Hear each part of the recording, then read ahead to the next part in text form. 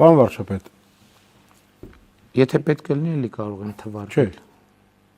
Օրինակ երրորդ եւ յուրաքանչյուր հաջորդ երեխայի ծննդյան դեպքում պետական աջակցության ծրագիր։ Դե ընդդիմությունը ասում ենք, որ գանք աղքատները բայց իրանք եկած են, բայց իրանք եկած են եղել։ Ախր ընդդիմությունը, տներեք այդ ընդդիմությունը, որ ասում է հոսանքի փող չի տա, այդ ընդդիմությունը հոսանքի փող գողանալով է զբաղված եղել 20 տարի։ Երեք Ռոմանոս Պետրոսյանը ինձ մի բան ասում, ես չեմ հավատում։ Այս մարդիկ Կալուգացի օլիգարխը հանդես էր գալիս որպես հայաստանյան առաքելական եկեղեցու պաշտպան, չէ՞։ Պարզվում է եկեղեցու վրա են ավել հոսանքի փող գրել, տարել։ Մասնավորապես Կոտայքի մարզի հայորդաստան վրա հիմա պարոն Պետրոսյանը ինձ ներկայացրեց, որ արդեն փորձաքննությամբ հաստատված, որ Կալուգացի օլիգարխը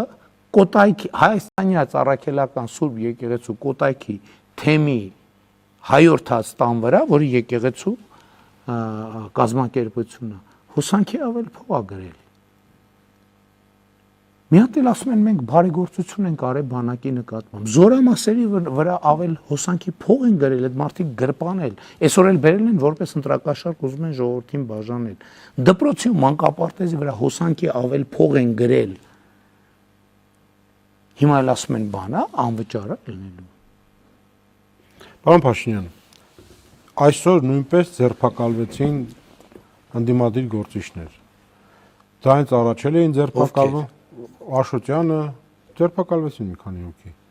Սահակյանը, Գալուստ Սահակյանի որդին։ Ընդդիմությունը ասում է սրանք ընտրություններից առաջ քաղաքական ռեպրեսիաներ են։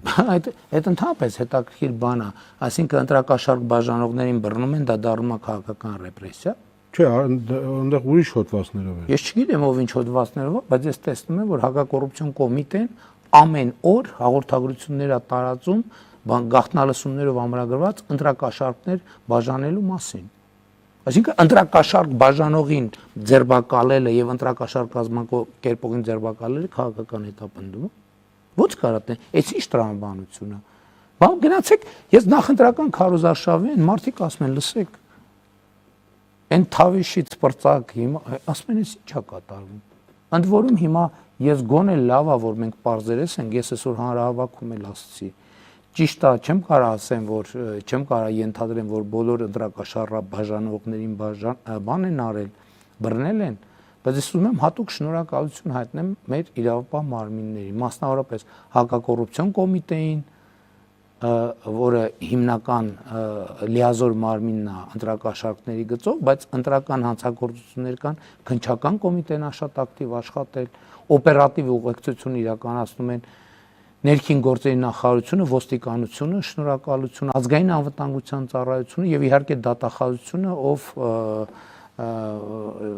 նախաքննության նկատմամբ ընդհանուր հսկողություն է իրականացնում։ Եվ ես ուրախ եմ, դուք ասում եք հաջողությունների մասին, որ ինստիտուցիոնալ կայացմանը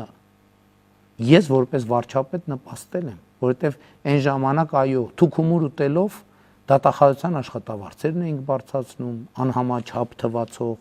հակակոռուպցիոն կոմիտեի աշխատավարձերն էինք բարձրացնում անհամաչափ թվացող, քննչական կոմիտեի աշխատավարձերն էինք բարձրացնում անհամաչափ թվացող, միլիարդներ ենք ներդրել ոստիկանության եւ ազգային անվտանգության ծառայության օպերատիվ հնարավորությունները մեծացնելու համար եւ այսօր պետությունը քաղաքացու ձայնը եղծելուն ուղղված գործողությունները ոնց կարող են իրապահ մարմինը ամենահատու ձևով բան չանեն։ Ես այսօր կներեք սա հանրահավաքային հարթակի բան է, հեռուստատեսային ստուդիա, բայց ես հստակ խնդիրը դրի, ընդ որում ես ասի, ես որպես վարչապետ չեմ պահանջում, ես որպես քաղաքացի եմ պահանջում։ Պետքա ջարդեք այդ ընտրակեղծարարների ձեռքերը այսօր, գիշերը։ Հավանիչ տեսանյութը եւ բաժանորդագրվիչ նորությունները բաց չթողնելու համար